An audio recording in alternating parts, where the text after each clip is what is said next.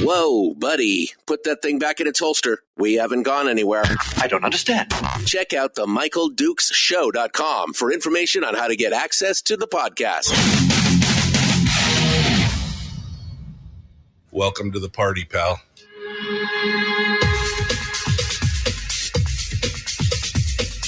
The Michael Dukes Show. The greed and the entitlement is astounding to me. What more could you want from a low-budget radio program? This is a dumpster fire. That was just BS. It is time to get a new perspective. We know just what you need, and we've got just the cure. Open wide and prepare for a steaming hot cup of freedom. I just don't fathom it. The Michael Dukes Show, streaming live across the world.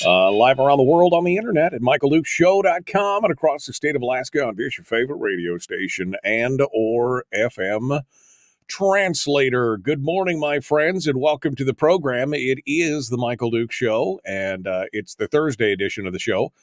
A little bit chilly this morning down here in the south central area, about 38 degrees or so. So definitely starting to feel that winter chill come on. 39 down in Anchor Point, looks like, and probably a little cooler up in Fairbanks. That's that's normally how it works. So winter is coming, to quote Nedard Stark. That's a given each and every time as we go through. Today on the program, we're going to dive into it with a guest. Here, we're going back up to the interior to talk about some of the things that are happening up there. Kind of a little bit of more of a deeper dive into this whole scandal that we dubbed Buttgate. It's, just because it's so ridiculous. The whole thing is so ridiculous as to what's going on up there. But we wanted to get it straight from the horse's mouth. Kind of the genesis of this and where it came from. And so in just a second, we're going to be talking with Keith Fons, who is a resident up there in North Pole, and we're going to have a conversation with him about how this devolved into essentially a kind of a mudslinging match back and forth between some different groups involving school districts and school board members and activists and private citizens and everything else. So we're going to talk about that in a second. In hour two today, we've got some headlines and stuff that we want to talk about, and we'll probably open the phone lines up. I haven't done that in a while, where we just open the phone lines up to talk about anything that we want to talk about. So that's kind of the plan for today. Tomorrow, I am working on. Let me check my phone to see if I got a text message yet. And that was a big negative. Okay, so no text message yet, but going to be working on hopefully Dr. John Lott will be joining us tomorrow for Firearms Friday. We'll be talking with him about some of the stuff that's going on over there in his neck of the woods and his take on a lot of the stuff that's happening out there in the world in regards to firearms and the Second Amendment, et cetera, et cetera, et cetera. Did you see the supermoon this morning? I took a bunch of pictures. I mean, my bathroom window looks right out, and all I could see was this giant, looked like a spotlight on the front yard. And got some pictures, and then walked outside and got some more pictures. I'll post them up on Facebook here later, but just crystal clear. I mean, you could see Tranquility Base from my house, right? I mean, that's what it looked like. Just beautiful. Absolutely beautiful moon. Apparently it was a super moon, not last night, but the night before was a super moon. So this is just on the waning edge of it. But man, it looks like a it looks like a searchlight. We just kept waiting for the bat signal to appear in the sky. Absolutely great. Just another reason to love living here. All right, well, let's jump into this here. We'll get over to our guest and get things started. Keith Fons joining us from North Pole, and let's put all this together and see what it looks like when it's all said and done. We'll get him on the show right now. Good morning, Keith. Good morning. How are you? Good. How are you doing? It could be worse, right? Yeah. No. It always could be worse, my friend. It could always be worse. That's the thing to remember. That's what you have to keep in your mind all the time. Right. Keith, let's. I brought you on the program and invited you on the program because we've been watching kind of the devolution of the conversations between the public and the school board, some of the activists, some of the spouses. I mean, some of the things that's going on out there. You were quoted in this article, this news piece by KTVF. That originally kind of outlined the problem, and then what eventually happened was this photo that was out in the wild and out in the public, and you brought it up, and it's kind of again kind of given us a whole feel on what's happening here. So we kind of want to start the story from the very beginning and see how this came about, and then maybe later on in the segment we'll talk about some of the things that happened yesterday. But let's talk about what's happening with the school board and how this whole thing came to be. All right. So about a month ago, I discovered that Savannah Fletcher ended up going to a pro-Palestine Hamas rally, and there was pictures. So I blasted the pictures and made a nice little post about how Savannah showed up and participated in this rally. Well, let's see. A couple weeks later, nothing happened. Nobody said anything to me. A couple weeks later, she wanted to make a comment on my post, Savannah did, and she basically called me a liar. And so I went back and forth with her. And then I did some research, and I found out that some of her top donors, Bobby Burgess, Mrs. Burgess, and how Mrs. Burgess made public testimony at the assembly in favor of Palestine. So I went ahead and I also, screenshotted that video and I posted it everywhere on Facebook. And that's where it starts to get interesting, because then she came to my personal Facebook page. She wanted to start an argument with me there.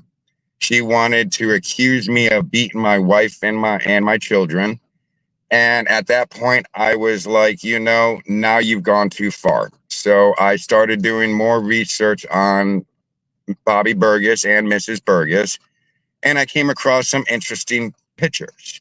And one of those pictures was Mr. Burgess in an apron with his bare behind showing off to the world, and his wife posted it on Facebook on a public page. It wasn't private. So I screenshotted it and it went from there. I started, I started putting it everywhere. I put it on over 40 groups on Facebook, and within an hour, this thing had thousands and thousands of comments and stuff like that. And then they wanted to keep going back and forth with me. And so I dug up more dirt. I went and looked and did my research and found out that his wife, is not just your normal housewife. She's also on a school board committee, the DEI.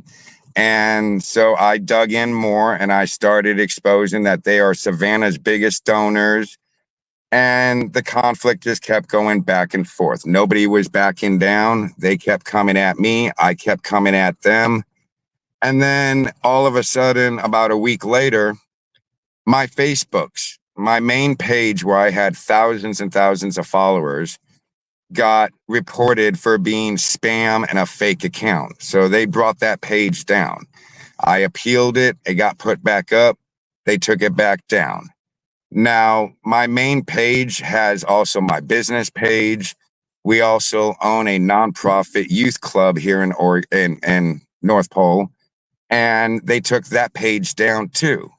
So after a couple of days of going back and forth with Facebook, having to show them my ID to prove who I am, every day now, one page gets put up, one page gets taken down. So somebody gave me a tip and I went to X. I've never used X. I've always been a Facebook person. So I go over to X and I put in search, I put my name. Well, come to find out, there's been a bunch of chatter about me and what's going on between this Heather Arfo, Ken Miller, David Leslie, and they were getting their followers to come over to Facebook and attack me. They wanted my Facebook taken down. So, of course, like anybody, that made me really frustrated. So I started doing more research. And come to find out, these people are all connected to Savannah and Bobby and Mrs. Burgess, meaning that this Heather girl that was getting her followers to come and basically report my page, I found out is Garrett Armstrong's campaign manager, which is also his treasurer. And then I did more research, and it's also his wife. So now we're looking at like a web of people. Like you put Savannah Fletcher in the middle of this web, and all these people that I've been exposing for doing inappropriate actions, like Bobby Burgess, Mrs. Burgess, Heather, David Leslie, Ken Miller, they are all Garrett Armstrong. They all lead back to Savannah Fletcher. They are all her top donors, and it's just been snowballing from there. Now, let me play devil's advocate here because I know I watched the news story and everything else. And of course, Bobby Burgess has assured us that even though his wife supports Palestine and is against, I guess, I don't know if it's anti-Israel, but against the Israeli fight in Gaza and everything else, his acclamation is, well, that doesn't mean that she supports Hamas, the terrorist group, which, I mean, I don't know how fine you need to shave the razor to get to that point, but when Israel is attacked and Israel fights back, suddenly it's Israel's fault. I know that I'm simplifying a very, very complex battle and everything, but what's your take on that? What's your comment? Were there other comments that were made that it wasn't just supporting the Palestinian people, but it was, that it was something deeper or something more? Well, they started really attacking me when I called them out for being pro-Palestine. For instance, even on X, when I went and looked, and I have screenshots of these people's conversations, and they're 100% pro-Palestine, totally against Israel. And that's why they told their followers to come over and attack my page, because I was speaking out. It wasn't even they weren't even speaking out about the picture that I exposed. They were speaking out against me because of my stance against the Israel and Palestine war and the fact that I called them out for what they believed. And it's just funny that, Christine, Mrs. Burgess, whatever you want to call her, she's on the DEI committee. She is the one that filed the ethics, complaint against Barbara Hanning. But then at the same time, she's coming over to my page accusing me of some serious, felonies. Right. Well, and this is what's interesting is you kind of got ahead of me there because she basically, and this is Kristen Shoup, is married to Bobby Burgess, is who we're talking about. She is on the DEI committee for the school board. It's an advisory committee, and yet she again attacked you on the page. And even when she made her testimony, when she testified in front of the school board and supposedly offered the non-apology apology. Still basically calling you and others a fool. She proceeds, and again, the fact that she is also the one that filed the ethics complaint against Barbara Haney. And as you said, what fascinated me about this whole thing is you mentioned it being kind of like a web, and it is. There's a handful of people who are out there trying to subvert public testimony, free speech, and the exchange of ideas, whether the exchange is hostile or an argument or anything else. we should be able to have arguments. We should be able to say, things that we believe, whether they believe it or not, or whether they believe it's true or not. And what really troubles me is this attempt by corralling other people into the mix to then shut other people down. And the fact that you've got people who are running for office, Garrett at this point, who's running against Tammy Wilson, has his campaign manager out there coordinating attacks on private citizens and on their public Facebook pages to try and shut them down. I mean, that's troubling. That's very troubling for the state of the republic. I mean, for people being able to have their say, whether you agree with it or not.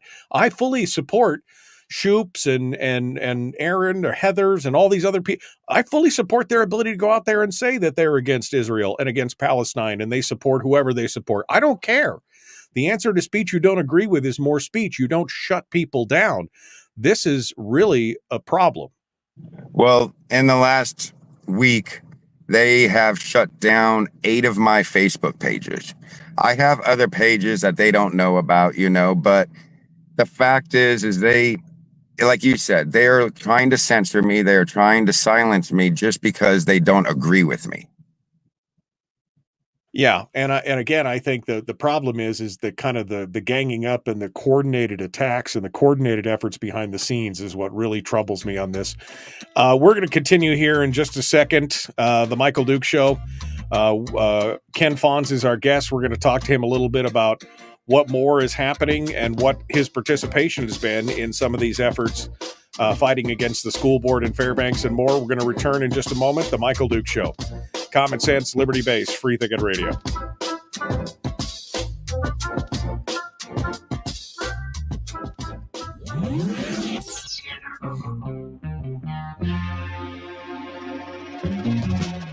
Running on 100% pure beard power. Oh, also some coffee. We dip our beard in coffee. Nice beard. The Michael Duke Show.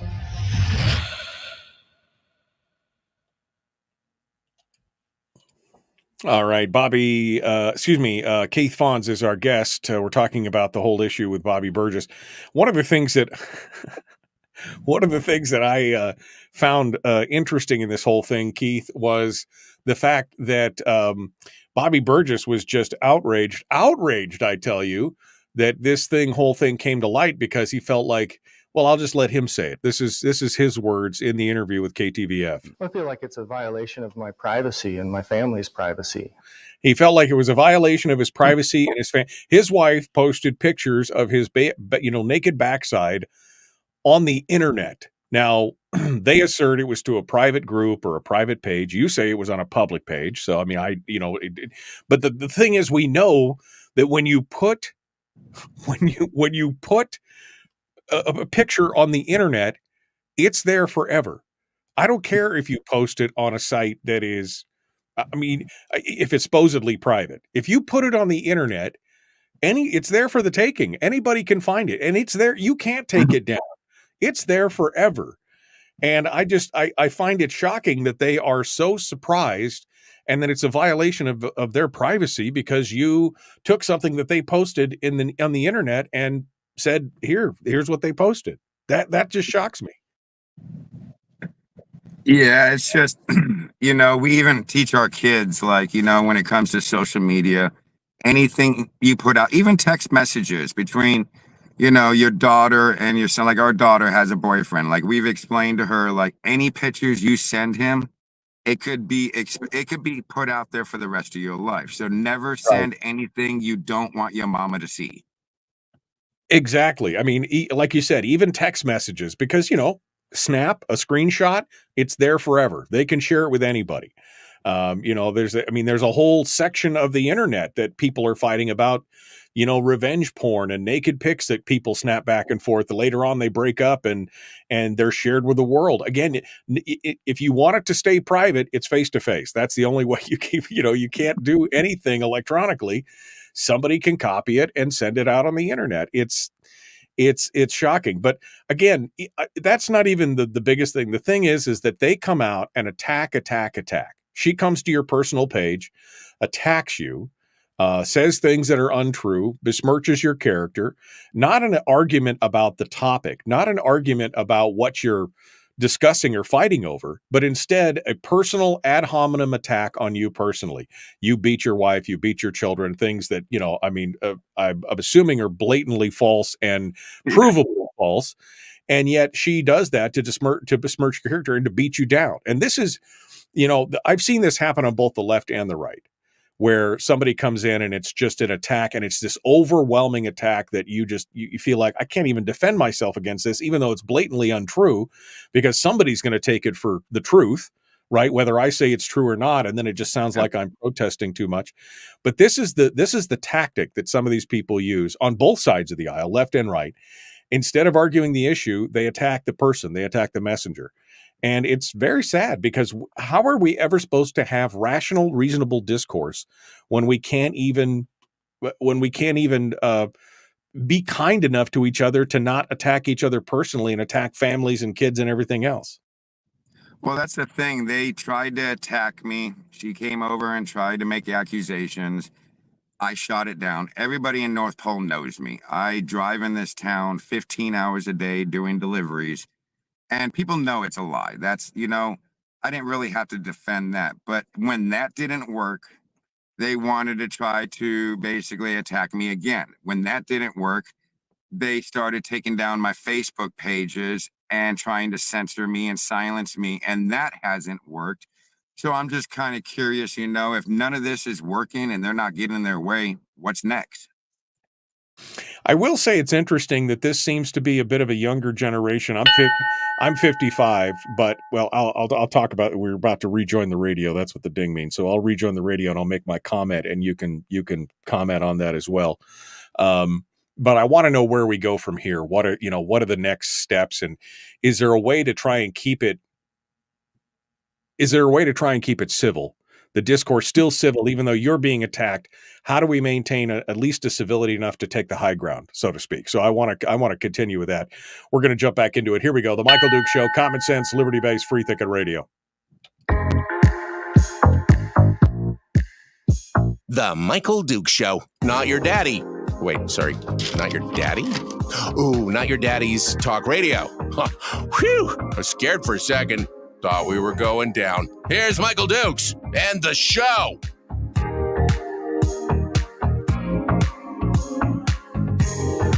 All right. We're continuing now. Keith Fons is our guest. He's a citizen in North Pole, and he's kind of the genesis of this whole Buttgate thing. But it all started out when Bobby Burgess's wife, Kristen Shoup, attacked Keith on his personal Facebook page, accusing him of abusing his wife and his children and a bunch of other stuff. And so it got to be a little bit of tet for tet. I think it's interesting, Ken. Keith, I just wanted to say real quick that it seems like this is a younger generation that's utilizing technology. I'm 55 years old, and everybody that we've discussed so far is probably 10 years, at least 10 to 15, 20 years younger than I am.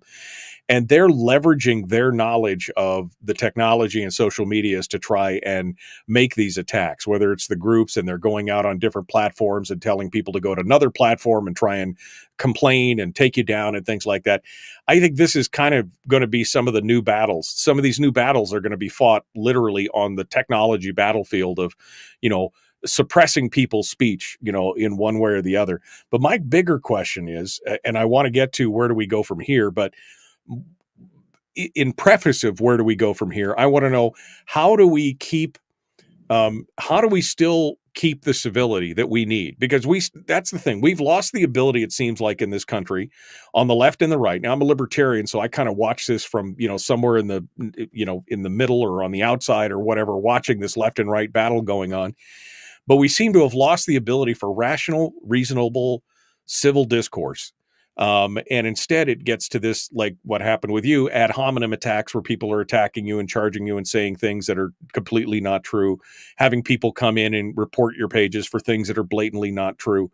But how do we go forward with and still maintain that civility, still take the moral, I guess I would say the moral high ground? We treat people the way that we wanted to be treated. We're still strident. We're still strong. We still point out their logical fallacies and things like, hey, look, this is what they're doing. Is this the kind of people that we want to have, represent us or be part of our leadership structure or our bureaucracy? But still do it in a way that, again, we still keep the moral high ground. Is that important, do you think? And where do we go from here? I think it all got blown out of proportion. Like you said, Facebook, social media, X,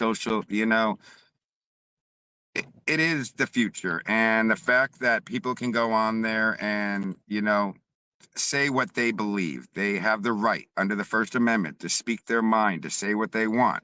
Now, these leaders or wannabe leaders in our area, they need to understand that people do have the right to go on social media, say what they want to say, about, especially about campaigns and people running that have that conversation. They could have came over and started a civil conversation. They could have been like, you know what? Yeah, Savannah got, she was at a rally, but it wasn't because she was supporting Hamas. It came out that she denied being there, which led to another thing, and then instead of coming over to my page and accusing me of basically felons, they could have sent me a message. They could have reached out to me. They could have been like, hey, you don't have all the information right. This is our side of the story.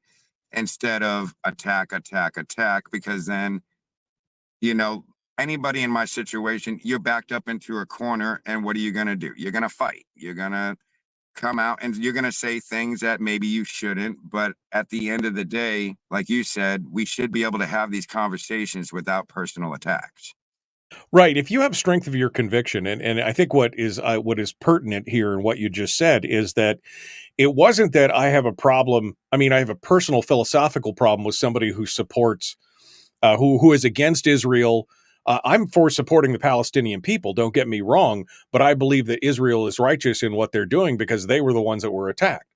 And yes, the Palestinians are in the middle, and I feel bad about that. But again, if you support, if you are fervent in your beliefs and you believe that you're going to go to a pro-Palestine rally, and fine, do that. But have the conviction of your beliefs to admit that you did it, not lie about it. See, that's the thing. If you don't have, it shows to me that people don't have the strength of convictions if they lie about doing something, lie about, going to something like that, or, especially when you can go to posts where they said, I'm here, or you see pictures of them, or they posted and said, I'm here doing X, Y, or Z. And then they say, no, I didn't. And you're like, that's when you really start to ask questions about some of your people who are supposedly as elected officials or appointed officials in the bureaucracy supposed to be held to a higher standard. And I think that's the bigger problem here. Have the strength of the gumption and the strength of your convictions to stand by what you're saying. The reason why I think, of course, they deny it is because they understand that it would alienate a portion of the population and especially the electorate during the time of an election to show that, hey, you were doing that. Exactly. And the fact that our biggest donor just like a week or two prior made, public testimony in support of Palestine, but then wanted to basically come out and said, well, they flip-flop. They don't, like you said, if you believe in something, stay true to your values. Like me personally, I back Israel up 110%. And in my opinion, the Palestinians, they elected Hamas. They put them in power. They allowed them to stay in power. And if you look at, I believe the statistics, 88% of the Palestinians support Hamas. So, and as far as I'm concerned, personally, if you support Palestine, you support Hamas. Right. Well, I mean, in a technical sense, you're 100% right. Because again, if 80% of the Palestinian people believe that Hamas is the way forward for them, then they made their bed and they have to sleep in it. It's horrific. Don't get me wrong. I'm not trying to rationalize or minimize the collateral damage or the loss of life or anything else. But when your leaders attack another nation and kill people and capture people and hold people hostage, don't be surprised if that other nation fights back. I mean, and wages war on you. That shouldn't be a surprise. So I don't want to get too deep into Middle Eastern politics here because, as I said, it's, we're trying to simplify a very complex issue that's been going on for thousands of years. But the bottom line is stand by your convictions. And then this coordinated attack, and what I think is most fascinating about this is this spider web of individuals who seem to all be working together to silence voices that may be embarrassing to them, or they may not agree with, or is just saying something that they don't believe. And then, of course, there's this whole thing about misinformation and harassment that Burgess said when he was talking to the news channel. There's one of the things he said. This is something that's been going on for a long time. It's not just me that's being targeted. Seems to be a coordinated misinformation campaign. Now, I don't know what a misinformation campaign could be of an actual picture of you half naked on the internet. I don't know that that's misinformation. It may be embarrassing, but it is, and again, maybe it shows the character of the people that you surround yourself with, in this case, your spouse and everything else. But this is kind of the tactic that we see, that if they hear something that they don't agree with or something that is embarrassing to them, then it's wrong. It's misinformation or it's harassment, right? That was the other thing, harassment. And so what's your take on this? Is it that they are fair game because they are public officials and they should be held to a higher standard? What's your take? Exactly. He's a public he's a public figure. Savannah's a public figure. Garrett Armstrong running for, against Tammy Wilson. That makes him a public figure. We got Mrs. Burgess. She's on the DEI like we've talked about. She's a public figure. As far as I'm concerned, when you're a public figure, whether or not you're in office or running for office, you are to take criticism. You are to take feedback from the community. That is not harassment holding you accountable for your actions. Now, what I also find interesting is, since all this has happened, have you heard of Savannah coming out and defending Bobby or defending Mrs. Burgess or any of these people? She has literally, crickets. She has been very quiet, came out and said anything. And it's just, like you said, you're a public figure, you're running for office, you are gonna get criticism no matter what. It is not harassment to hold you accountable. And again, I just want people to have the strength of their convictions. And the reason why there's radio silence from Savannah and others is because she understands that in supporting that, she would be damaging her own credibility as a candidate. I think people need to be made aware. And again, if Heather, who is the Heather Arfo, who is the wife of Garrett, if that comes to light, and that's why I think it's a fascinating web that's being woven here, that could have damaging credibility. I mean, do you support, does this guy support his wife out there trying to actively shut down Facebook pages? Well, I mean, she's his campaign manager, so I'm assuming he does, even by association. So, I mean, I think the public has a right to know that this is kind of the stuff that's going on. I normally wouldn't get it. This is almost like the Weekly World News tabloid type headline stuff, right, Keith? But I mean, I think people should know. The more I dug into it, the more I realized that there is kind of this web of people who are working at it, and they're very good at what they're doing. And that's what struck me, is that they're utilizing the technology that they're familiar with as a younger generation to understand that they can leverage that and silence voices that they don't agree with, that may make them uncomfortable or may be inconvenient for them. I agree. It's just, like I said, I've never used X, but somebody gave me a tip and I went over, and that's where I got screenshots of all these people talking about me. And it's like, these three people, Heather and Ken and David, on my main page, I had thousands and thousands of followers. And what I find funny is these three people that were teaming up against me, you put all their followers together and I still had more than them. But they still managed to get some people from X to come over and attack my page. And as far as I'm concerned, they attacked my First Amendment right. it would be interesting to see what Facebook said if you showed them the coordinating screenshots to say, look, this is a coordinated attack on me. This page needs to be put back up because this is a coordinated attack on my free speech. So your main page is still down. You have other pages that you're still working. Do you expect that main page, you'll be able to get it back up, or what? Where do you go from there? Well, my main page, Facebook, had me do a video, moving my head up and down, right and left to show that I wasn't a robot. They wanted me to send a copy of my driver's license to prove who I am. And right now I am in the process, I'm waiting for the appeal to come through. Right, right. And did you, you keep talking about X, did you create an X account? Is there an X handle that people can follow you at right now? Well, I started one, but I don't use it. I went over just to find out the chatter. And then after I went back to Facebook and exposed what they were doing and teaming up against me, I went back to X and all three of them blocked me. So I haven't used X since. Yeah. Well, I think X might be a good platform for you to be able to put out your ideas without having the danger. I mean, you might as well just parallel post on both Facebook and X for now, because I don't think X is going to shut you down the way Facebook would. For sure. Elon Musk, he definitely believes in the First Amendment. So I've been told that, you have a lot more freedom on X. All right. We're going to take a break and we're going to come back for one more segment. And this is kind of a new thing because this just happened yesterday. And it's not being reported in any of the news outlets, which I find fascinating. And so I want to talk a little bit about it. At North Pole High School yesterday, there was an incident and you ended up getting arrested because of it.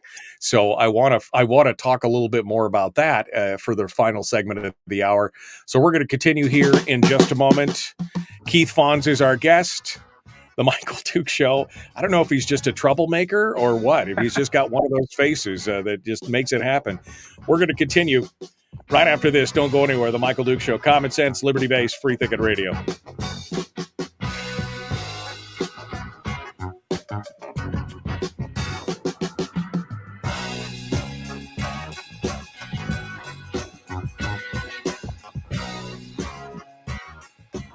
We're broadcasting live through a series of tubes. Allowing all of these entities to provide streaming stuff going on the internet. Well, it's kind of hard to explain. Sorry. Streaming live every weekday morning on Facebook Live and MichaelDukesShow.com.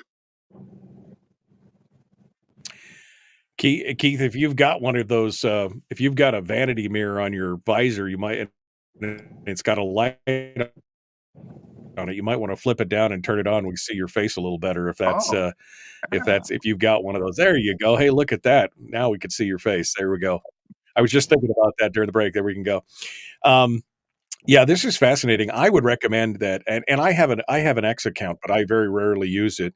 The only thing I really use Facebook for, quite honestly, is for this show. I have a personal Facebook page. I rarely post to it. And I post the show, obviously, to this page. And I've only gotten a community standard hit like once or twice in 10 years.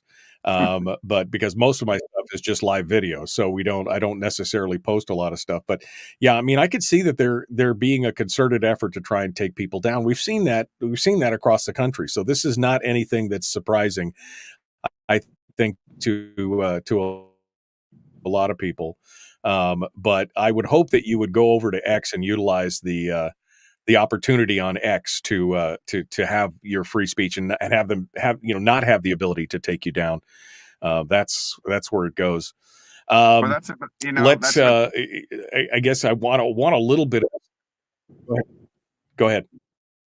I was going to say, everybody knows me in North Pole. I've stood up again. This isn't the first time that I have, stood up for things. I've stood up against North Pole City Council before because they wanted to raise traffic fines for things like tire tread.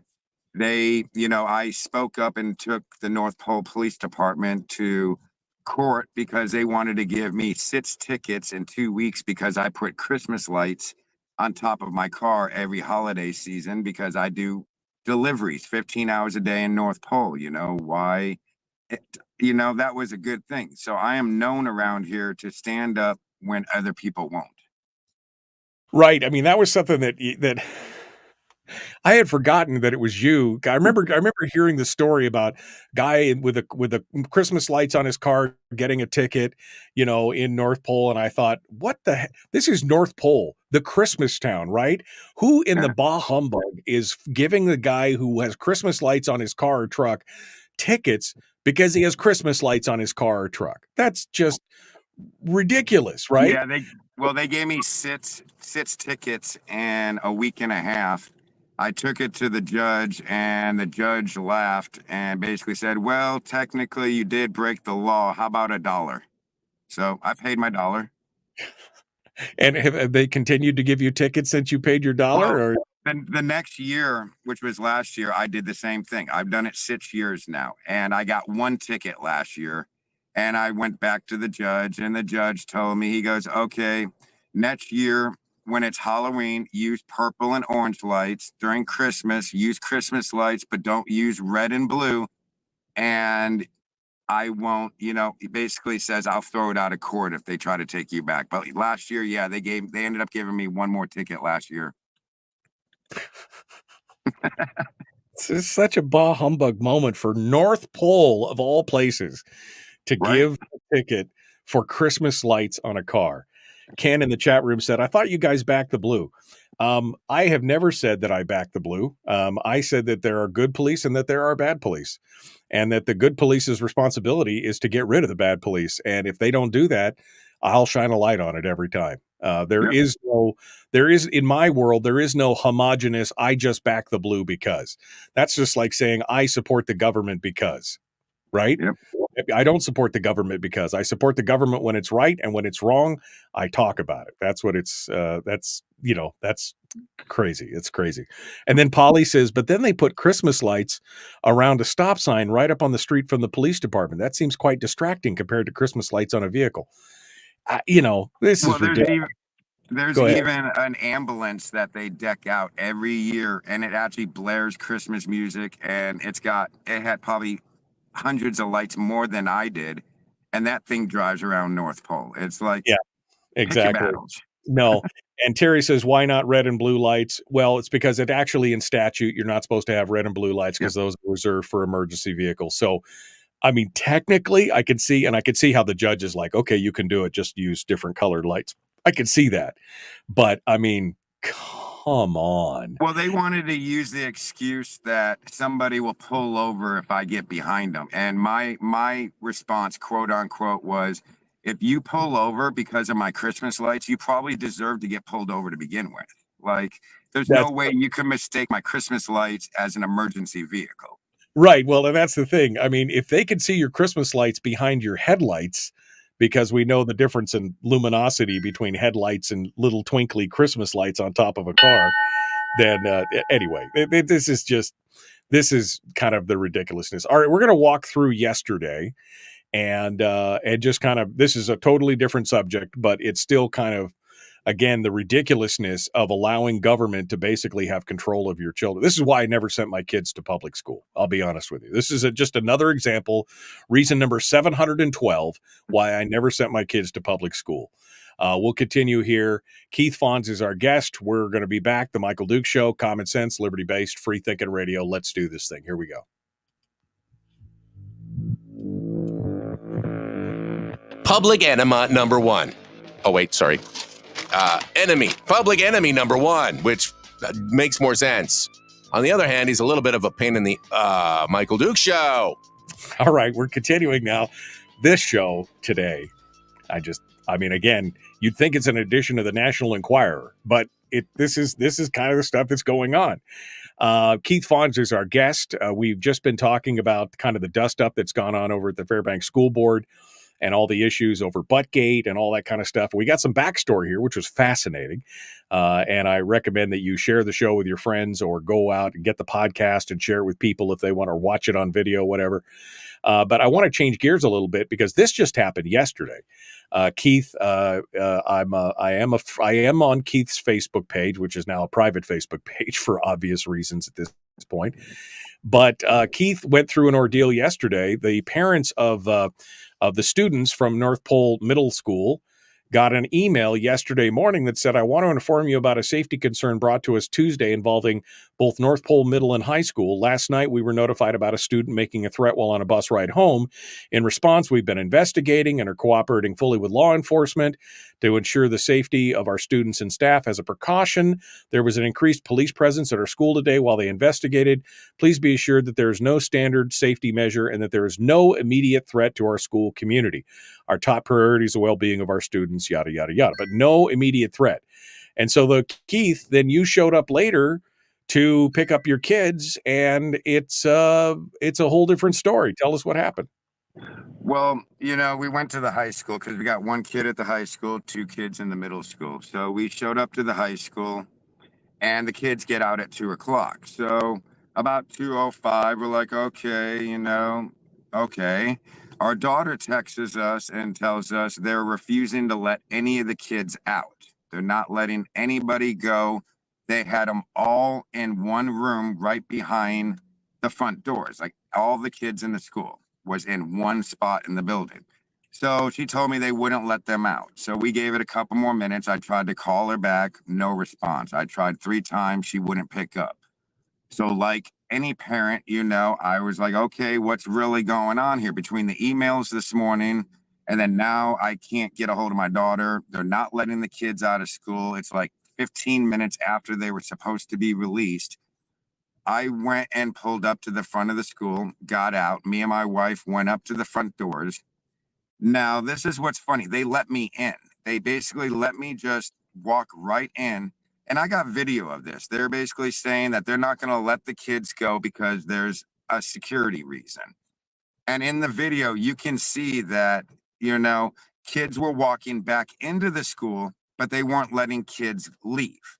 They had, even in the video, you can see all the kids were grouped together. Now, my issue with this is if this was a security threat, if this was an issue, you failed our community. Like you grouped all the kids up in one room. Now, play the devil's advocate. What if there was an actual threat of somebody coming and shooting up the place? Well, not only did you just put every kid in our community at risk by grouping them up in one little area, you let me walk right through the door. And on the camera, you can see I got the kids that were trying, they wanted to leave. They wouldn't let them leave. Now, I could have been the threat, but you let me walk right through the door while you're saying there's a security issue. Now, in the video is only about 2 minutes long. And by the end of the video, the vice principal, let the kids go. He released the kids. I walked out with the kids. Well, I went about my day. I started doing my deliveries. And then an hour later, our daughter at home calls me and says, Dad, there's 5 cops here. I'm like, wait a minute, what? Hold on, I'm 30 seconds away. And I rushed home. They were leaving my road and I pulled in front of them and got out and said, hey, why are you guys looking for me? They approached me and said, you're under arrest for 4th-degree assault. I'm like, wait a minute, what are you talking about? I have video proof here. I didn't touch anybody. I didn't verbally assault anybody. I didn't threaten anybody. Now, they said that it's a citizen's arrest, that one of the teachers in the video felt threatened. So they talked to the school, North Pole High School, and the school decided to have me arrested. Now, there's many issues with this for the simple fact of what I've already pointed out. If this was a major issue, it takes 30 seconds for you to send a mass email out to all the parents saying, hey, there's something going on right now. We're not going to release the kids on time. We're just letting you, that takes 30 seconds to do. They didn't do that. They made all of us parents, wait almost 20 minutes not knowing what was going on in that school. And like I said, if there was a threat, they put all our kids in a fishbowl. They let me walk right through the door, but there was a security threat. But then you had me arrested. The school did.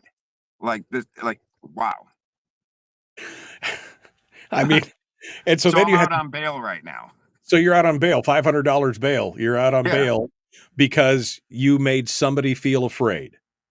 Yeah, because I wanted answers. Like, they weren't letting our kids go. They weren't telling, like, we got an email yesterday morning, like you read, and it said, there is no threat. Everybody's fine. There's going to be extra police presence, which is another thing. I walked right into that school, took video of what was going on, and not once did I see a North Pole police officer. Like, communication, they definitely failed. They should have let the parents know. They should not, if there was an emergency situation, they should have kept the kids in their classrooms and not grouped them all together, let alone letting Right. somebody like me walk right through the school. Now, I mean, I've seen the video and I don't see you harassing anybody. I see you No, asking a couple of questions. You're not raising your voice. You're not anything else. Is there something that happened off camera? Did you get volatile? Did you yell at anybody? Did you say, "Give me my kid"? What? I mean, what? well, yeah, well, I did, I cussed. I was like, I want my effing kid. Like, I used the F bomb. Yeah, I'm not gonna lie. I cussed. It's on video. I can't deny that. But as a parent that's not knowing what's going on and just being told that there's a security issue and there was a threat, the day before, yeah, my main concern was I want my daughter, I want to leave. You're not telling us what's going on. You're refusing to let our kids go. All you had to do was spend that 30 seconds, send that, mass email out to all the parents and explain to them, hey, we're holding the kids for a minute. There's an incident. None of this would have happened. But the Right. fact that Well, and I went there, the fact that they wouldn't even release the kids to their parents. That's what I mean, that kind of shocks me, you know. yeah, Again, this is reason 712 why I homeschooled my kids and never sent them to public school because this is the kind of craziness that happens there. So you're out on bail, $500. Somebody, several people in the chat room are saying, "Do you have a GoFundMe?" They'll send you money to offset your $500. But I mean, this is ridiculous. I mean, I can't wait to see because I'm assuming you're going to have to go to arraignment or something, and you're going to show the judge the video and say, "Judge, I was just there trying to get my kid. What's going on?" So you'll have to keep us informed on this. Keith, I assume that you're not going to stop being an advocate or an activist or whatever we decide to call you here, a rabble rouser, on these issues. We got about 2 minutes here, so final thoughts here. no. And anybody that knows me knows that I've stood up over a dozen times against local leaders, police department, the school allowing a teacher's kid to bully my son twice in 1 year, which ended up with severe injuries. Like, I will always be a voice to people that will not speak or cannot speak. And if I see wrongdoing, whether or not you're the mayor or the police chief, I will call you out on it. Whether you like it or not, you can't silence me. You might be able to take my Facebook page down, but you'll never silence me. Right. Well, keep us informed as to what happens over this recent arrest. That seems a little odd, but and the fact that it was done after the fact and that there were no police on the scene and it's their word against yours, maybe you should have them citizens arrested for terroristic threats against you. I mean, I don't know. It just seems this seems so this is North Pole, right? This is not New York. This is North Pole, Alaska. Town of 3,000 people or whatever it is. This is just it's ridiculous. I will throw out there one last thing. I just think it's such a coincidence that I was going to be on your show this morning. And I have been speaking out against the school board on multiple cases to be arrested because the school wanted me arrested under citizen's arrest the night before I come on your show. I'm not saying I know there's plenty of conspiracy theorists, but I'm just saying that is kind of a coincidence. Yeah, that is a coincidence for sure. Keith Fons, our guest. Keith, thank you for coming on board and joining us. I appreciate it. We'll be back. To hold the line for a second. Folks, we'll be back with more. Hour 2, dead ahead. So I think a couple pertinent and the news miner, of course, I refuse to pay to a subscription to the news miner. But as far as I saw, let me double check to see if they put it up since then. No, they have. There's still no article about what happened yesterday at North Pole High School or North Pole Middle School. So it's still not up on the Newsminer page. No other outlet in the state has picked it up. And I just find this fascinating. What do you have an arraignment date yet, Keith? People want to know. Yeah, on the 24th of this month at 8:30 in the morning, they have me going in being arraigned. Okay, well, maybe we can find out something about that. And if you did put a GoFundMe up to fund your, I don't know if you have to get an attorney or whatever, but let us know if you got one. We'll throw it out there, and we'll see what happens from there. But like I said, this is like an episode of the Weekly World News or something. It's just crazy. But when you look at it, you see the web of different people who are connected and the people who are kind of coordinating and working together. And then you've got this next incident here of the school, a citizen's arrest that show 5 cops at your house to arrest you. Like you're some kind of, crazy meth dealer or something or drug lord. I mean, I guess you're just lucky that they didn't kick your door in at dark 30 and shoot your dog, I guess is the only thing that you're lucky on right now. All right, Kia, thanks so much for Thank you. Thanks so much for being on part of the show today. Thanks for coming on board. Yep. All right, Keith Fons, our guest today. I mean, it's crazy. I mean, it just feels like a bucket of crazy. That's what it feels like.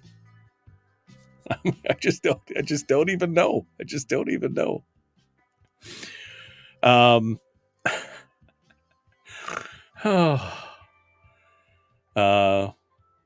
Ken says this guy is just a witch hunter.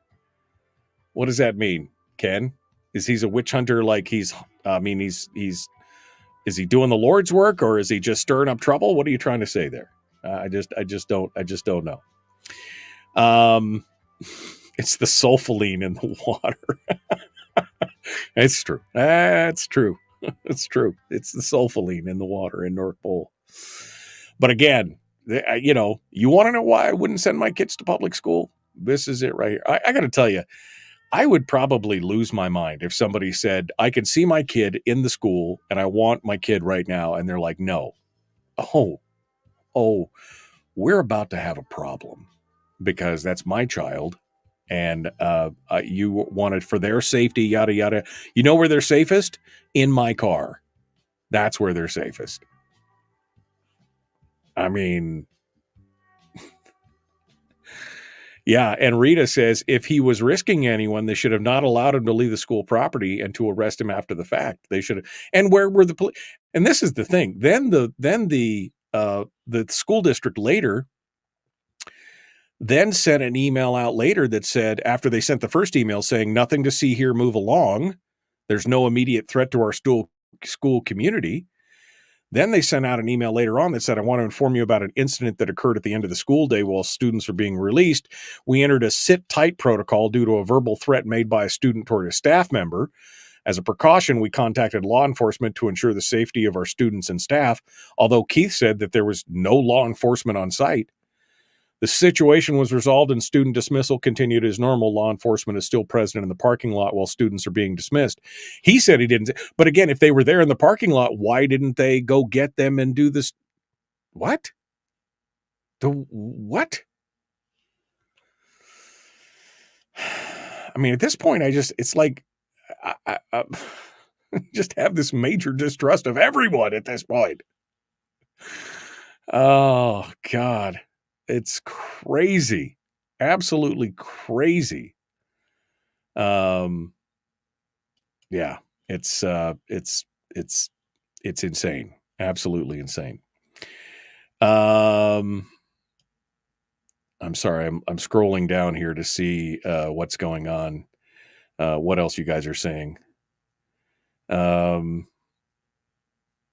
The compromise common government is not a surprise the schools are handling the poorly. Richie says, as compromised and incompetent as government institutions are continually showing us they are, it's not a surprise that the schools are handling things poorly. Homeschooling is the way to go. Yeah, I mean, again, that's my cry to people is, dude, just homeschool. Why would you even submit your kids to that kind of madness?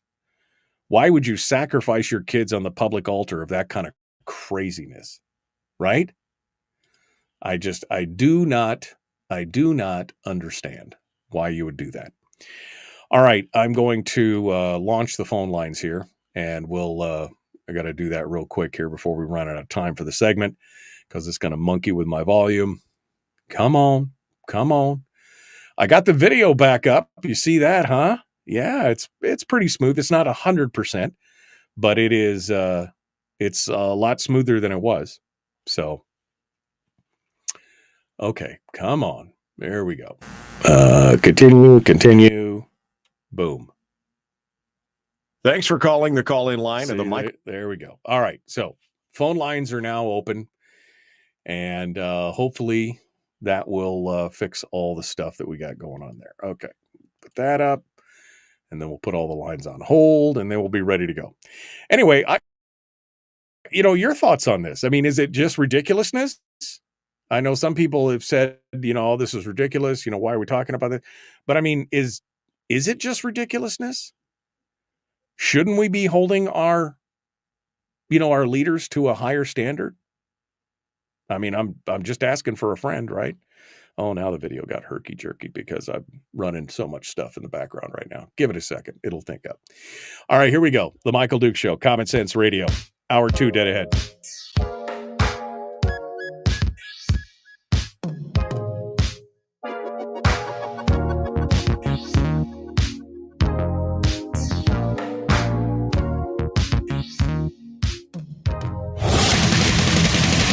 Whoa, buddy. Put that thing back in its holster. We haven't gone anywhere. I don't understand. Check out the MichaelDukesShow.com for information on how to get access to the podcast. Welcome to the party, pal.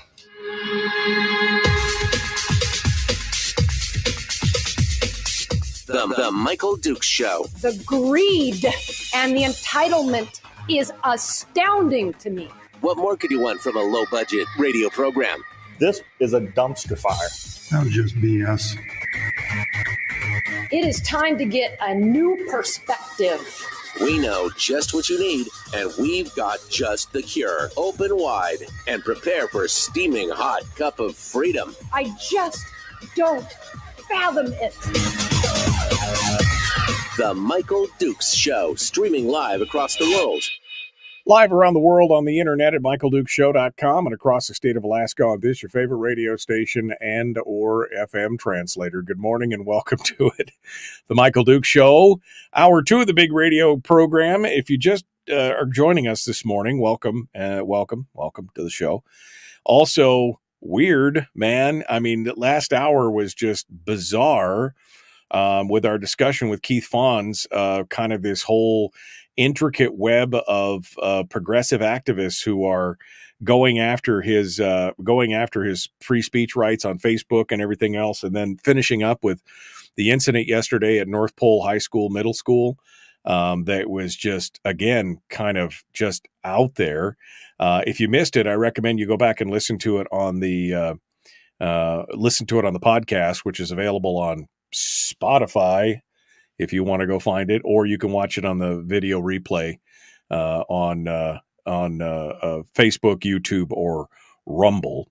I want to open up the phone lines right now and give you guys a chance to call in and talk about any of the things that we just talked about, because it's a fascinating conversation. It really is. As to what's happening with this. So phone lines are open right now at 319-527-3864, 319-527-3864. And I want to talk a little bit about the things we discussed with Keith and my thoughts overall on it. And then we have some headlines as well. But phone calls are a primary source of entertainment this morning. So love to hear what you have to say. So I say, first things first, we go over there to the phones and we start off. We've got one line on hold right now. But they are open again, 319-527-3864. I know it's not an Alaska number. That's just how it works. I'm sorry. Let's go over here and see what you have to say. Good morning. Who's this? Where are you calling from? Good morning, Michael. This is Ron in North Pole. Hello, Ron. What's on your mind this morning, my friend? What are your thoughts? Well, your previous hour guest spurred me to make an observation, I suppose. But over time, I have found it to be somewhat axiomatic when conservative folks take over a given organization, be it public, private, local, state, or federal. They simply let their liberal opponents proceed to their chosen corner and suck their collective thumbs. When conservatives take over the same given organizations, they destroy or kill. Yeah, I mean, I guess I could see that. It's interesting. Well, I think it comes back to the more freedom versus less freedom folks, right?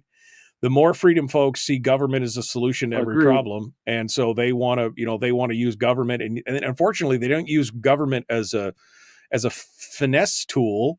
They don't use it with a scalpel. It's always a bludgeon. Government's going to help, and it's going to come down on you like a ton of hammers because of it.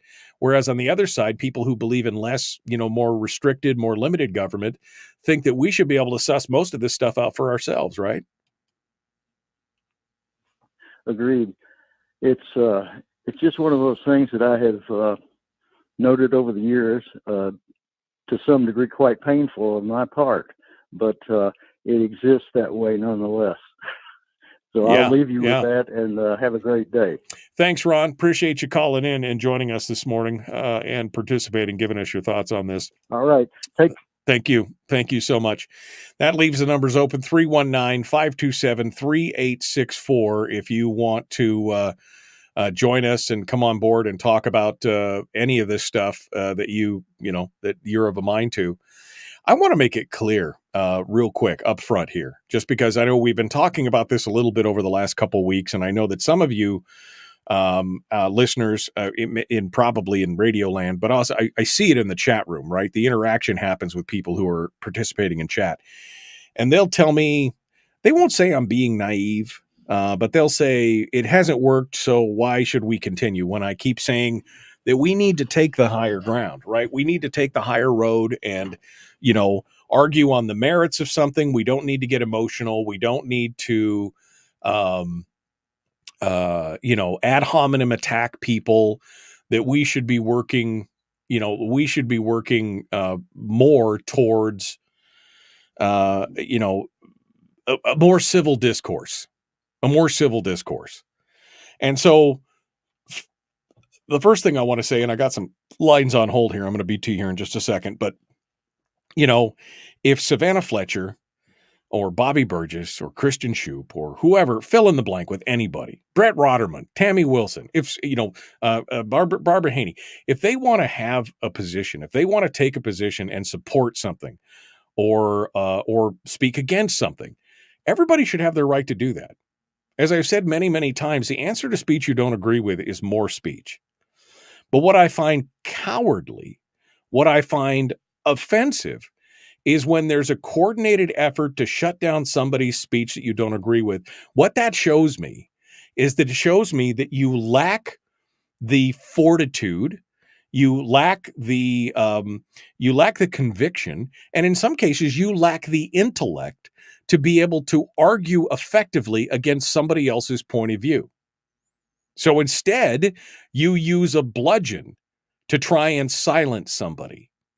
That's what offends me. I don't mind when people disagree with me. I don't mind it at all. I find it invigorating in some ways. But bring your A game. If you want to argue a point with me that I'm well familiar with and have a passionate belief in, bring your A game if you're going to discuss it with me. But because you can't offer a valid defense, because you can't offer a counter argument that makes sense or can sway other people, instead, you just want to silence somebody, that's offensive. I mean, it's un-American, quite honestly. I mean, we're a nation that's, was built around the idea of freedom of expression, freedom of religion, freedom of philosophy and belief. You can believe whatever you want to believe. That's part of it. The other part of it is there is a cadre of people out there that say, if you don't believe the way that I believe, then you are wrong. You are evil. You are fill in the blank with whatever pejorative you want to put in there. But again, that's not what the country was founded on. The country was founded on the ideal of kind of live and let live. You believe what you want to believe. I'll believe what I want to believe. And we'll have to find some kind of compromise when we work together on other issues. But to just go out there and coordinate an attack and an effort, quite honestly, these people, and I don't think they feel any shame, but they should be ashamed because it shows that you don't have the strength of your convictions. You don't have the words, you don't have the statesmanship or the persuasion or the intellect to fight back against an argument that's there. That is disappointing, and it really frustrates me. Because again, if you disagree with me, disagree with me. But let's have a conversation, and let's be reasonable, and let's be rational about it. Let's not ad hominem attack people. Attacking the person. That's an ad hominem attack is the man, right? Ad hominem. It's you're attacking, instead of attacking the message of what I'm saying, you're attacking the messenger. And that's just astonishing. All right. I see that Jeannie is on the line. We're going to talk to Jeannie next week, but she's got some thoughts here this morning of what's going on. Good morning, Jeannie. What's on your mind? Good morning, Michael. So I wanted to talk a little bit about your previous guest's situation, and I think it's something that's happening throughout all of the education systems and not just in Alaska or elsewhere. The educators are forgetting their roles as educators, and they're trying to muscle the parents into believing that they alone have control of the children. And it frustrates me to hear that he made it in the door, but then they wanted to arrest him when he wanted to leave with his kids. That's not how it works. And I think school boards need to be more assertive with their positions and stop letting the administration run them. The school boards are the gatekeepers, not the school administration. Agree? Yeah, no, I mean, I agree. I mean, it's very troubling when a parent, first of all, that he made it in there. But then, like I said, if you could see your kid and you're like, I want to take my child out of this situation, and they say, no, we're going to keep them. Who has the ultimate authority here? You want my kids to be safe, supposedly. That's the whole point of grouping them up into one giant target area, apparently. But if you want them to be safe, then they would be safe with me. I'm leaving with my child. And right. The video that I watched of him, he was nicer than I would have been. If I'd walked in there and said, here's my kid, I'm going to take my kid, and they said no, I'd have been like, well, you better call the cops right now because I'm about to take her out of here. That's just right. it. Yeah, I would have made the same play. Let's get law enforcement on scene. Yeah. Yeah, exactly. If it's a big enough deal, you need to sequester the children, right? Put them in a fishbowl, make them targets. Then I want law enforcement here to protect them. If you think that this kid was bad enough, why aren't you sequestering the person who made the threats and evacuating the children from the school? That makes more sense. Absolutely. From a tactical standpoint, that makes a lot of sense. Get them out of the school as quickly as possible after you've isolated the individual who offered the threat. That is absolutely from a tactical standpoint, makes complete and total sense. But you're right. We've seen this happen over the last couple decades where more and more some parents are literally ceding the power to the school system or the authority of the government or whatever, and just abdicating that responsibility when we are the ones that are supposed to have the ultimate authority over our kids. We're the ones that are responsible for them. We only cede them to you for a short period of time, school district. And if I want to come and get my kids, that should be my right. And it's, and again, somebody just in the chat room just said, remember Uvalde. That is the ultimate example of this kind of authority where, no, you can't go in and do that. I'm going to go in and get him. I'm sorry that you say that you think I can. Yeah. I'm going to do it. And it's frustrating to watch. Yeah. Parents have, I think a lot of it has to do with, how our government is becoming more of mother and father, and our schools are following suit. You know, we all know that the number one consumer of tax dollars in any state is the school districts. Right. And so they've taken that dollar and turned it into power. With our homeschool kids are a classic example, right? In the Kenai Peninsula Borough, our Connections homeschool is just an extension of brick and mortar school. It's not actually run like a homeschool. Right. And then there's right. idea kids who are actually in the homeschools, and they're performing better and they're testing better. So we've got to somehow figure out how to break this up a little bit and get the power back to the parents.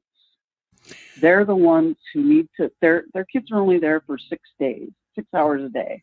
Right. They need to bring the daylight to the schools and say, okay, look, we're the parents. These are our children. This is what we want. Yeah. And the school districts need to do something about, you know, their policies or whatever. I understand the Alice program. I think it's a great program. But you can't keep the parents away from their kids if the threat is no longer imminent. Yeah, no, I agree. Need to go home with I agree. And I think part of this is also to have a chilling effect on the parents, you know, this kind of thing, this coercive nature. And Barbara in the chat room just said when they arrested him, they wanted the video and they wanted his phone as well, which again raises some serious questions for me about the chilling effect on free speech and everything else. Yeah, I don't know about Alaska law, but in Washington state, they can't do that. They have to get a subpoena for it. Yeah. They can't just take it. Well, Jeannie, we're going to talk to you, I guess, next week, and we'll have a conversation as you're running for the school board there as well. It's interesting because you have a background in law enforcement, so you bring an interesting perspective to this conversation. And I appreciate you calling in. Thanks for showing up today.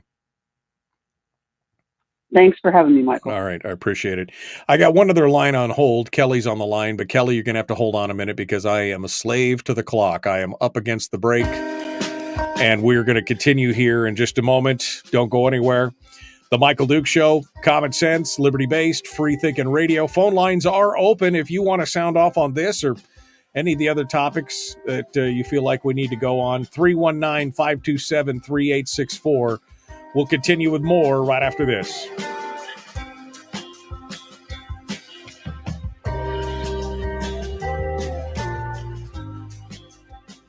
If you missed the show, you can listen to it on your time with Dukes On Demand. Oh, and it's free. Like America used to be. Streaming live every weekday morning on Facebook Live and MichaelDukesShow.com.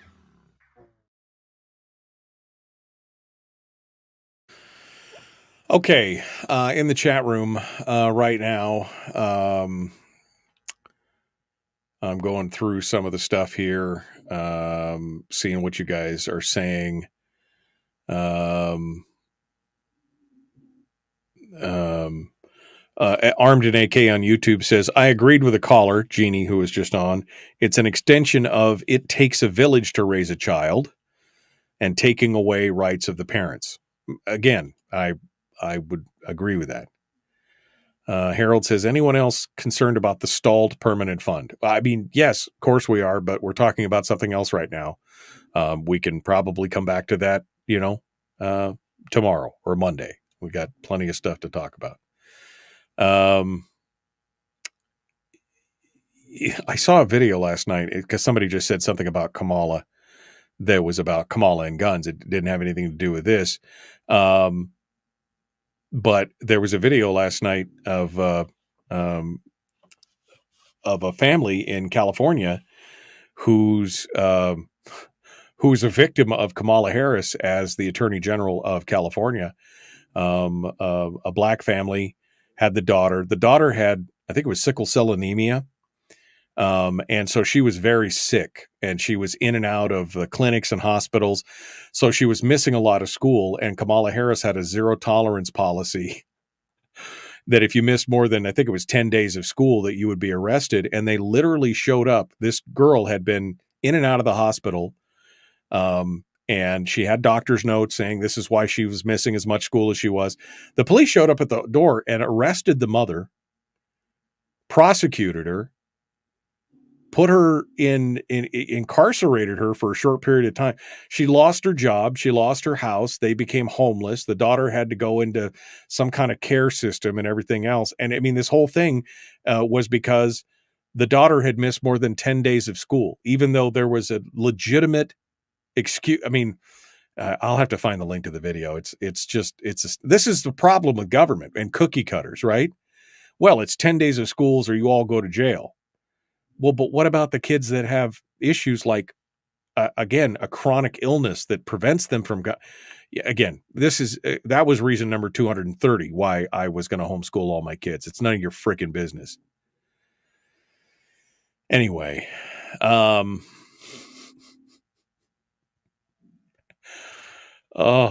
it's just astonishing what's going on. I'm sorry.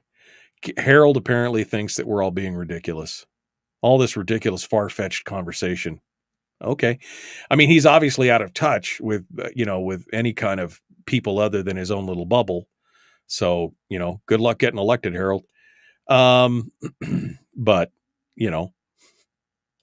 we need a strong, well-functioning public school system. Well, I mean, I would agree with. Unfortunately, the system we have is neither of those things. Well, I take it back. It is strong, definitely not well-functioning. It's strong, as we saw there. Yeah, it's just astonishing. Yeah, I watched that video. Let me see, because somebody sent me I think my wife sent me a link to it. I think where is it? Right here. Yeah, it's oh yeah, you can go to arrestedbykamala.com is the story. Dinesh D'Souza posted it on X yesterday.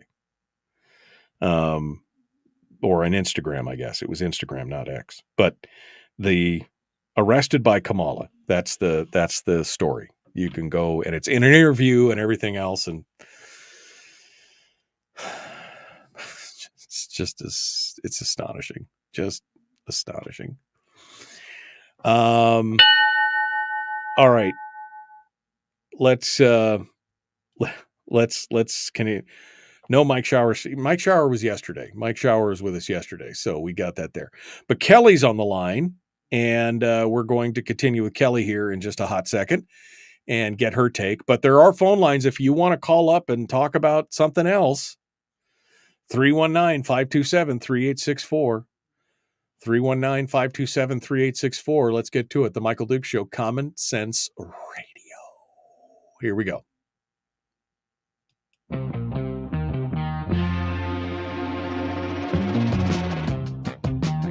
The Michael Dukes Show. Seriously humorous with a pinch of intellect. Sorry. That is humorous. Here's Michael Dukes.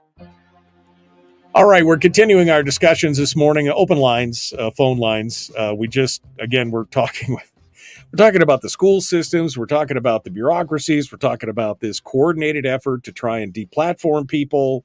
The web of folks who were involved in all this. I mean, this is a concerted effort. It's a concerted effort, and I think it's shameful, quite honestly. It proves that you can't make a functioning, well-rationed argument against something that you disagree with. And so the answer is to attack and silence people because you can't argue against them. That is the true problem there. All right, let's go over to the phones. Kelly is on the line. She's been waiting for us here patiently. We'll start off over here. Good morning, Kelly. What's on your mind? Hey, how's it going? Well, there's a lot going on in my mind. So all this stuff that's going on with Keith was happening to me at the beginning of the pandemic, which I call it. I formed a group called Interior Patriots, and we started pushing back against these people because we saw what was happening, these school boards, right? Well, once you start diving deeper and deeper into it, you see where it really is a nasty, nasty web. And they went after me. I actually had my house broken into, I had my car hit, and I got fired from my job for a social media post. In 2021, I volunteered to be on the DEI committee. And my purpose for getting on the DEI committee was because I wanted to disband it.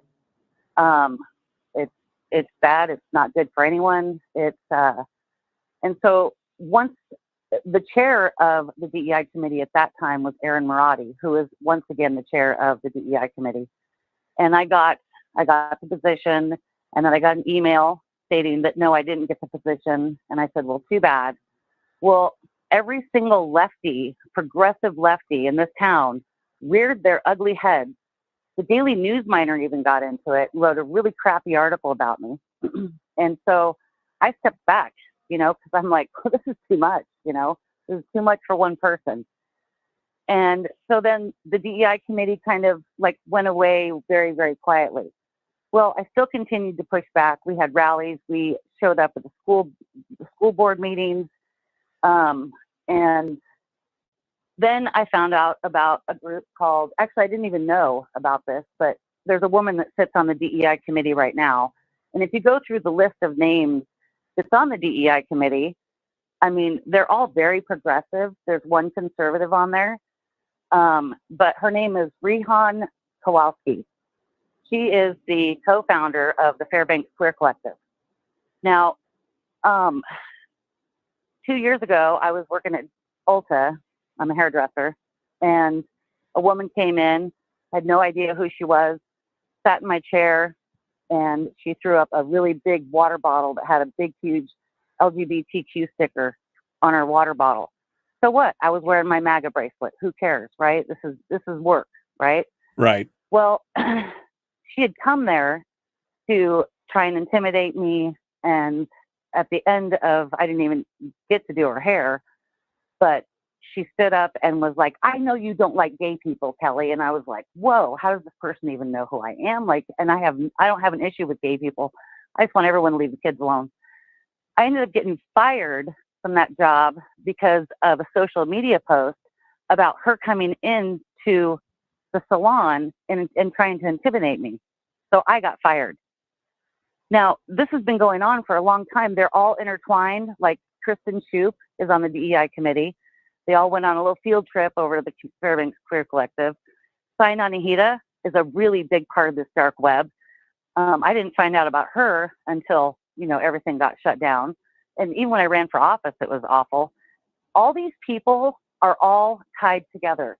And a lot of these people, besides Stein, who has been the longest one here, who was a sociology professor at the university but got fired, it's disgusting. And so what they do is anyone that stands up and tries to fight for truth and good, or for our own children, they come at you hard and they will not stop. And so this is why it's so important for so many people, because there are more people that, don't want to harm kids, that, believe in truth and, our Constitution, than there are that don't. But the ones that do, they're not pushing back hard enough to get this to stop. Fairbanks, right. North Pole, well, it's a small area, right? Kelly, I know that we could make this happen. Right. Kelly, we need more people to stand behind us. Well, this is part of my problem with this whole discussion, and whether it's DEI, whether it's the social justice, or whatever the other things are that they're continuing to push and try and force into the public schools rather than just academics. The thing is, yes, we need to change those things. We need to push back on that. But why would you have your children in the middle of that while it's going on? That's always been my hardest point here, is that why would you keep your kids in the middle of that madness while you're trying to fight that battle? That's literally like trying to fight on a battlefield for the sake of your children, but placing your children right in the middle of the line of fire between the two opposing forces. Why would you do that? If it was me, again, this is what I did. I homeschooled every one of my kids because I could see some of the handwriting on the wall from some of the stuff that was going out there. I still fought over some of it, but at that point, I just refused to participate in that madness of putting my children in the middle of that battlefield. And that's what I think we really need to start looking. You want them to start paying attention? Have another 10 or 15 or 20% of the parents take personal responsibility for their kids' education and their kids' schooling. And all of a sudden there'd be some full on panic, and they'd have to make some changes because we would have at that point starved the beast. Kelly, I'll give you your words here. Okay. So I am a single mom. My daughter, her father is here. We co-parent very well together. But I wanted to homeschool her, especially after I saw everything that was going on. But it's not just me that has the say-so in it, right?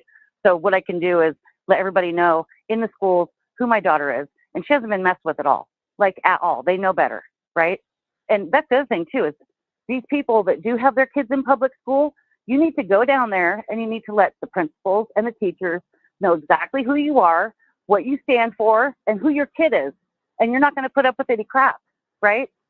So, I mean, what else am I supposed to do? So if my kid, and now she's a junior, right? And thank God she's got a good head on her shoulders. I mean, so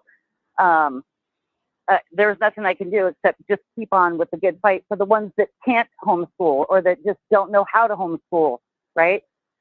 I mean, it's a great idea. I would love to have done it. Absolutely. I mean, most of the people I hang out with homeschool their kids. Right, but I think you're taking it the wrong way, Kelly. I'm not saying that you should have. I'm saying if another 15 or 20% or 30%. Like this. Well, but again, I'm not saying I'm not saying everyone. You're misunderstanding what I'm saying. I'm not saying everyone should pull their kids. I mean, if they could, I think that would be great. But even if you took another 20, 25% of the students out of the school system and put them into their own homeschool setup, that would get enough of attention of the schools because they would lose a tremendous amount of funding. This is all about dollars, right? This is all about dollars at this point. No, I was told that no matter how many kids leave the school district, they're still going to keep getting the same amount of funding. There is a hold harmless provision that for a period of time that they will receive. It's not the same full amount of funding, but if there was something where they lost a big chunk of the students, there is a portion that they would receive for a time, but eventually that money would go away. Because there's no butts in the seats. That's why they still have to do the student counts in September, October, is because that's how they get their funding. So there is a hold harmless provision, but I think it only goes on, if I remember correctly, for 2 years. And then that money drops off the books. So again, if 15, 20, 25% more parents took personal responsibility for their kids' education and put them into a different system, that would get their attention. That's what I'm saying. Yeah. No, I understand. Yeah. That'd be great. So, Shut it down. Oh, and Donna just clarified for me, it's 75% of the money the next year. So they lose 1,000 students. They get 75% of the money for those students the next year, then 50% the second year, and then 25% on the third year. So by year 4, that money is gone. So if 25 or 30% of the students, pulled out of the school system, that would have an impact on them almost immediately. And they would have to start paying attention, and it would force, again, the only way we're going to fix this, in my opinion, is to starve the beast, because otherwise they're just going to keep getting the money and doing what they do. Yep. You're right. Well, maybe that's going to be my next little activist thing. Then let's start pulling them out. Yeah. I mean, I think if you have the opportunity to homeschool your kids, not only is it rewarding, not only is it fulfilling, but they get a better education. I think they're more well-rounded, and they're not indoctrinated with all the crap that's going on in the schools. I think that, I think that is a prime example of what's going on. So anyway, Kelly, thank you so much for calling in and participating this morning, and for waiting over the top of the commercial break. We appreciate that. Thanks for calling in. That leaves all the lines open now. If you want to sound off, 319-527-3864, 319-527-3864 is the phone number if you'd like to call in. And if you want to disagree with me, I see Ken is saying, he's saying that what we're doing is not right. Where was a comment just jumped past me here? I'm looking for it. Yeah, if you can't form an argument, then you attack them by posting their private pictures, Ken says. If you disagree, call up. Let's have a discussion about it. I mean, I've got no problem with that. Again, I'm about the free speech. If it's speech that you don't agree with, then by God, have more speech. That's what it comes down to. And I just think, again, I think the idea of trying to silence somebody because you don't agree with them is shameful. Everybody should have their say. Now, do I agree that social media has the right to silence people because it's a private entity? Yes. I mean, it is the de facto public square, but it's not a public square. It is a private corporation. So, Twitter or X, I guess, or Facebook or Instagram, if they want, or YouTube, if they want to pull you off or demonetize, that's their right to do so because they're a private company. It doesn't make it right necessarily. But I mean, they have the right to do it because it's a private entity. But again, that still doesn't make it right. Right? I mean, and to go behind and to utilize the system and to create a coordinated attack on people to shut down their ability to have free speech on that platform, that just seems a little cowardly, a little hanky. If you can't stand the heat, get out of the kitchen kind of thing. That's what it feels like to me. But, that maybe that's just me. I don't know. All right, we got to continue. The Michael Duke Show. Common sense, liberty-based, free-thinking radio. We will continue in just a moment. Phone lines are open again, so if you want to call and disagree with me, 319-527-3864. 319-527-3864. We will continue on your home for Common Sense Radio. Back with more after this.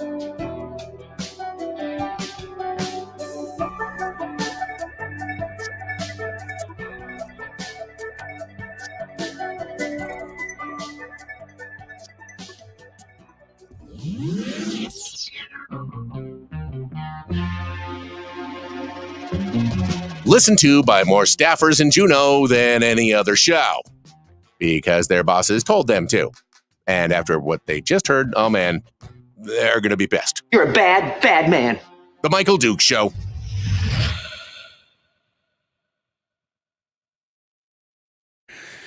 Okay. It's hard to argue with somebody who has you blocked, says Ken. Who's blocking you?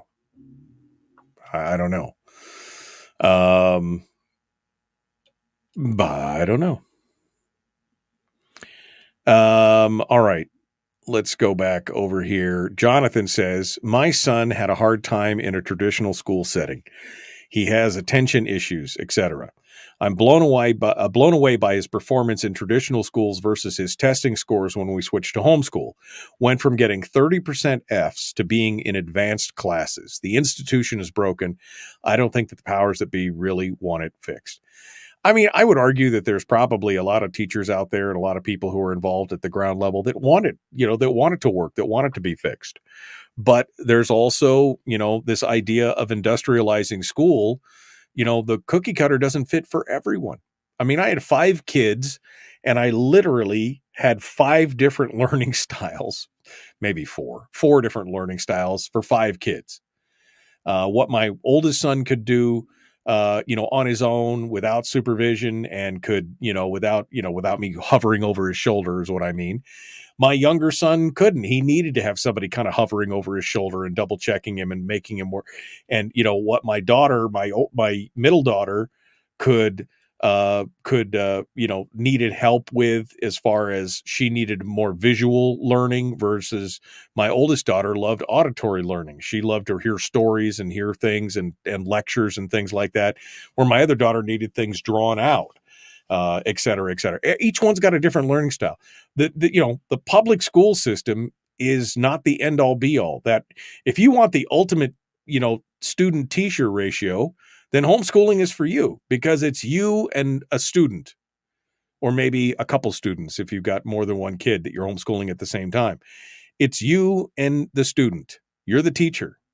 And the blessing, of course, is with some of the homeschooling systems that we have today, like IDEA, et cetera, even if you don't feel competent to be the overall teacher, they've got contact teachers that are a phone call away. If you have a problem explaining something or you're not quite helping your kid get it, they can be conferenced in and they can help work with them on it. And that, again, is also a one-on-one teacher-student ratio. I mean, it is, and it costs a fraction of what the brick and mortar schools are doing. I mean, that's it. All right. I see Bill is on the line. Bill, we're going to be to you here in just a second.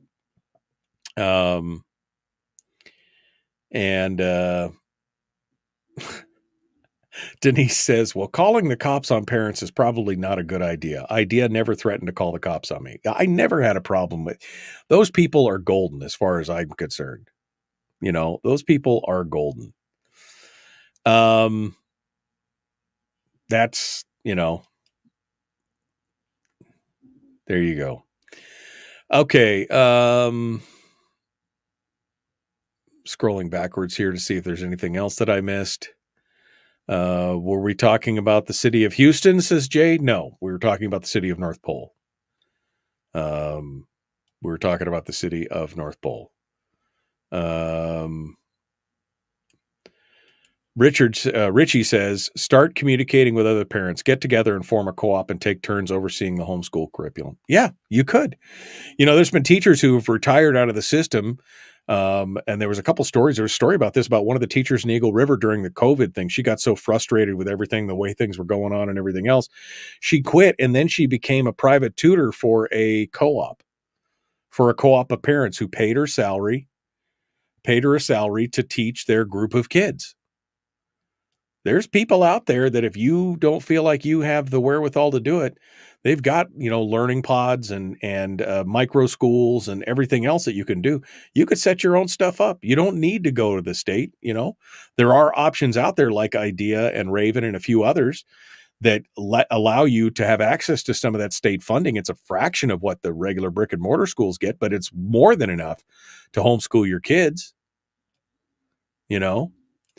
Armed at AK says, if enough kids were pulled from school, something tells me the state would try and ban homeschooling. I think they'd have a pretty hard time with that, quite honestly. I really do.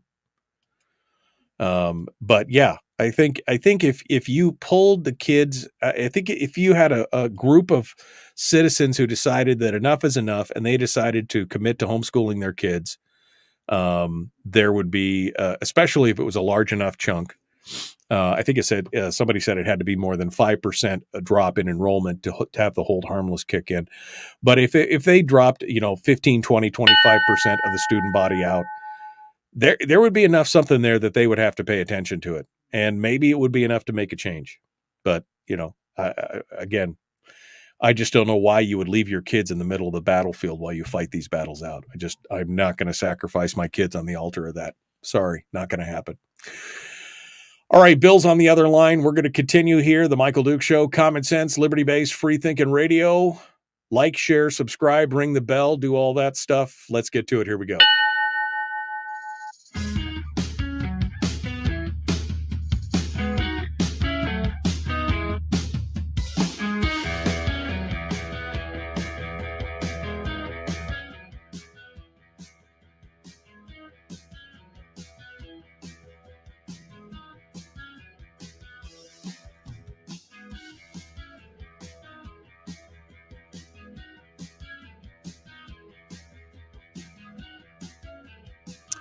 All right, we're continuing now, taking your phone calls. Phone lines are open.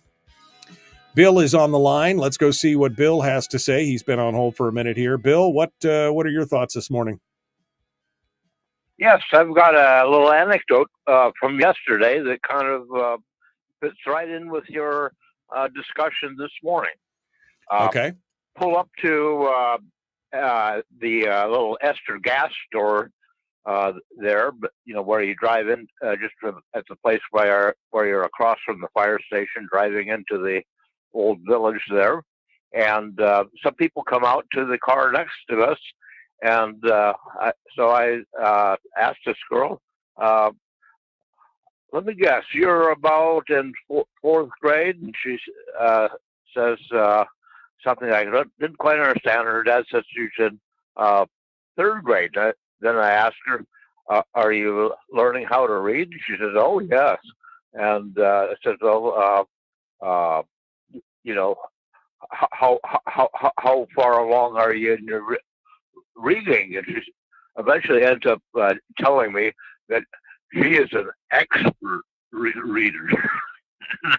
I was really impressed. Her dad's there and explaining that they homeschool. Yeah. So there you go. Yeah. No, I mean, it does work well. My kids were all reading at a high school level in grade school. And then beyond that, when they got into high school, because I have a love of reading and I tried to pass that on to them because it's such an important part of our lives. Reading is important, reading, math, arithmetic, the basic foundational stuff that it seems like the schools are not focusing on anymore. Is that it, Bill? You done?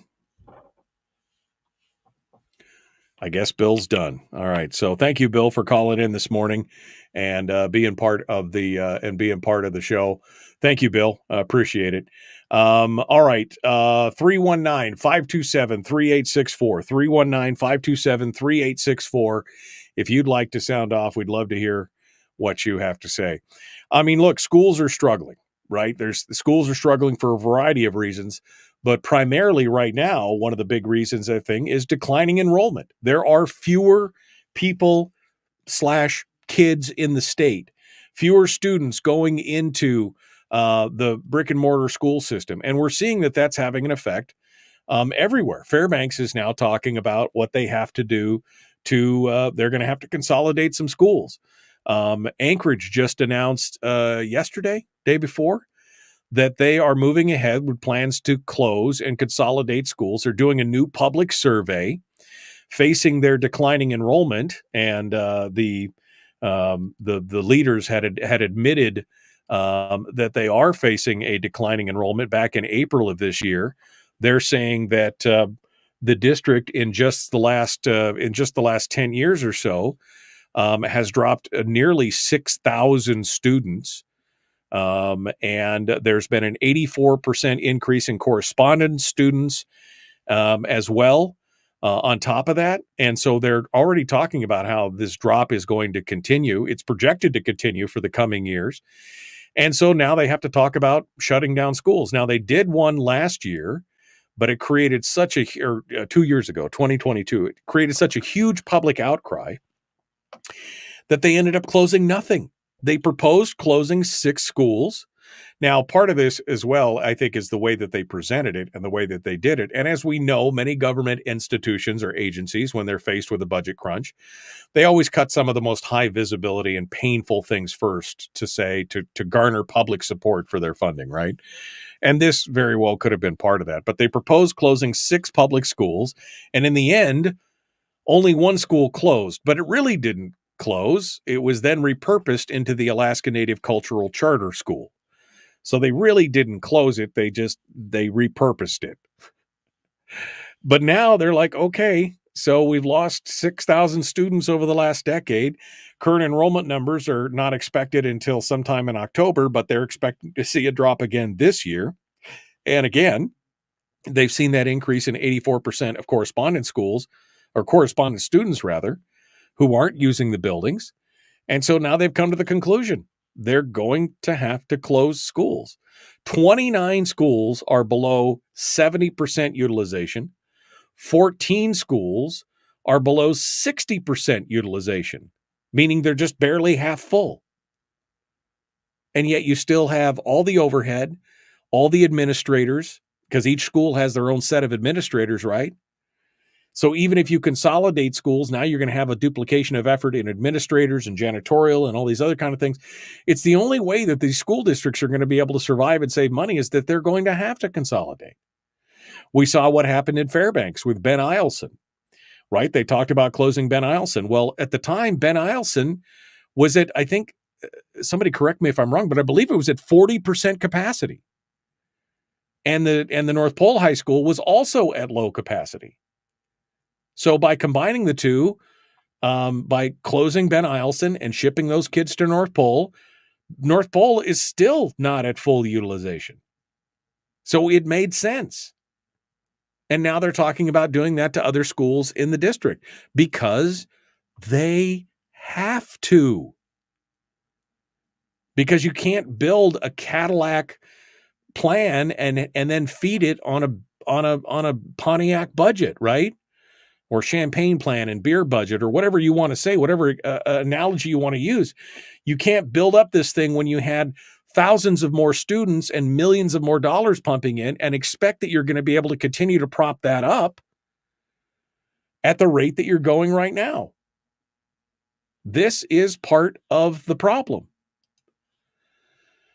And so that's why I'm saying, if you really want to fight for kids' education, if you really want to fight for, proper schools and for the things that are important, then in my opinion, you should be seriously looking at homeschooling your kids. I know I can hear people screaming already. I'm a single parent. I can't.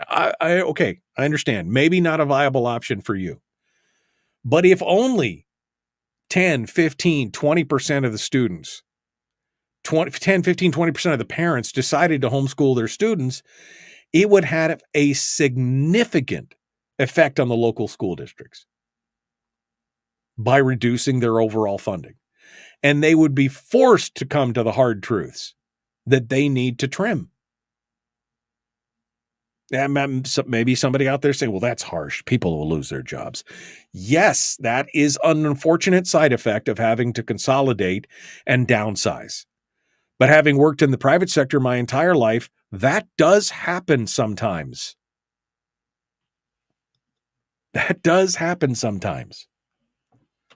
And I know the answer for many of these people is, well, we'll just get more money from we'll just get more money from the public. We'll just get more money from the state.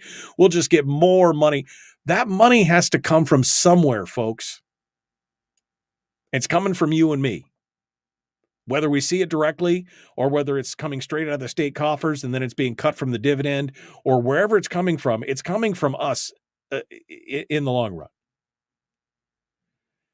If you want them to be more pragmatic and more responsible, fiscally responsible, we're going to have to start to starve the beast. And the only way we can do that right now, because we don't have control necessarily of the purse strings, is that if we want to fight this battle, take your kids off the battlefield. Take your kids off the battlefield. Go, move towards a homeschooling model. Do what needs to be done there. That is where we need to be. All right. This show has been just such a wild ride today. This whole show has just been so crazy. If you want to peek behind the scenes of how this whole new politics is working, just go back to hour 1 and listen to the podcast or watch the video to see how the new politics is working. Coordinated efforts on social media and attack. I'm not saying people shouldn't organize. I'm not saying people shouldn't, utilize the tools that are at their thing. But when they utilize the tools to then attack people and shut down their ability to have free speech and those kind of things, that is problematic in my mind. But there you go. All right. We got more coming in. Tomorrow, it's Firearms Friday. I'm ready. I'm ready to do this. Be kind. Love one another. Live well. Be civil. Have civil discourse. Disagree with somebody, but love them anyway. Right? That's what we're supposed to do.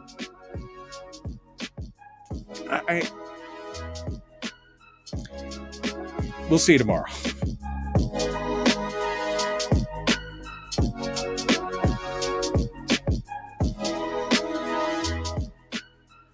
Okay, Morgan Dulane, who's running for school board, said, We are already in that position. We need to consolidate, and we are already on this path in the FNSB.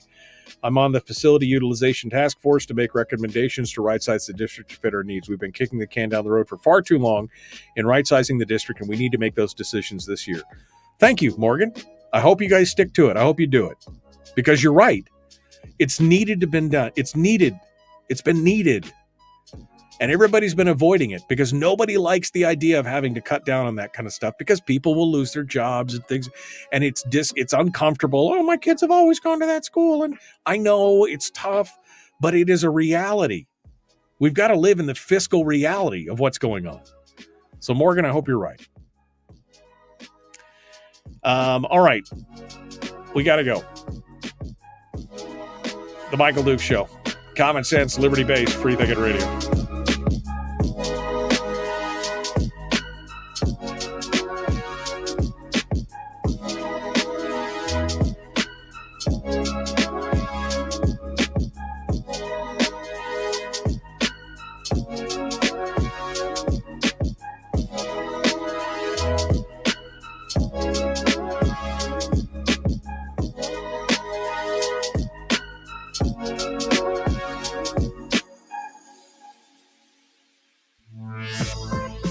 We've shed our terrestrial radio skin, and now we are slimy lizard internet people.